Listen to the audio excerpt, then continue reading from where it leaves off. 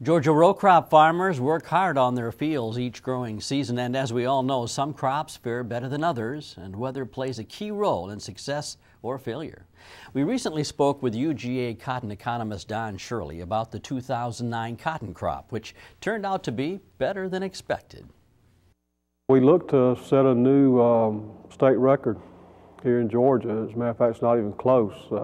Latest USDA numbers that come out have us at over 900 pounds, which would be 60 pounds an acre above the previous state record, which we set 5 or 6 years ago. So tremendous crop here in Georgia. Nationally, the crop is slightly under where we were last year. Acreage was down again this past year for 3 years in a row. So nationally, the acreage is down, the crop is down from last year, but Georgia, again, yields have been phenomenal. Farmers planted 1 million acres of cotton in 2009 and expect to produce 1.8 million bales. Now, this is slightly less than predicted, but still 200,000 bales better than last year. That's according to the Georgia Agricultural Statistics Service. Don said the cotton crops were planted late, but other than that, we escaped most of the weather concerns until late October and November when we had cold weather and some rain come in. Prices have improved. 2 or 3 months ago, we couldn't say that. We had prices hovering around 60 cents.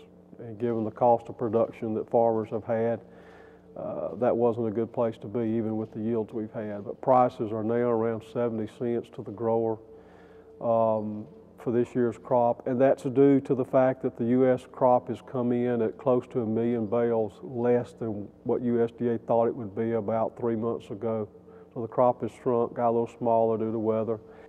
The demand side has also improved, which he thinks is the real key, not only here in the U.S., but other countries around the world where they too have suffered economic slowdown over the past few years. Demand was off 10% last year. This year looks like it's up about 3%.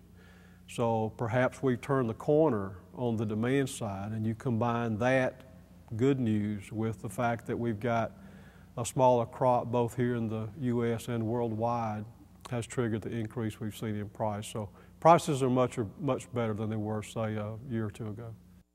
With the books being closed on 2009, the question becomes what lies ahead for 2010. Prices right now, even for the 2010 crop, are over 70 cents. That's going to attract some acreage, I think. So we could see the first increase in acreage here in the U.S. in the last 3 or 4 years. Here in Georgia, our acreage actually increased last year, which kind of bucked the national trend. With all this, Don says there is one crop that is still questionable. Big unknown will be peanuts. Peanuts did not have a price, did not have a contract last year during planting time, so consequently farmers really cut back on peanut acreage. This year, I understand that our peanut contracts and the prices are going to be out there, going to be better, so that should attract some peanut acreage. The question is, where's that acreage going to come from?